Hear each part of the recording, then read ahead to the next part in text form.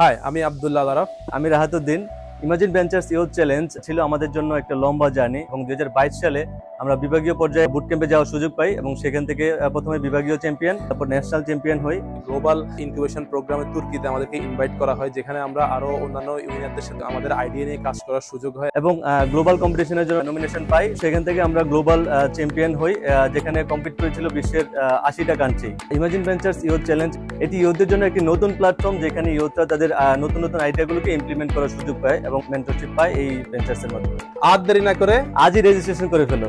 জলবায়ু পরিবর্তনের চ্যালেঞ্জগুলো কিভাবে মোকাবেলা করা যায় সেই বিষয়গুলো নিয়ে আলোচনা করো তোমার বন্ধুদের সাথে। 3 থেকে 5 জনের দল গঠন করে তোমাদের আইডিয়াগুলো পাঠিয়ে দাও আমাদের কাছে। নির্বাচিত দলগুলো জিতে নিবে বিভাগীয় বুট ক্যাম্পে যাওয়ার সুযোগ এবং নিজেদের আইডিয়াগুলো বাস্তবায়নের জন্য দিবে প্রয়োজনীয় ফান্ডিং। Best of luck.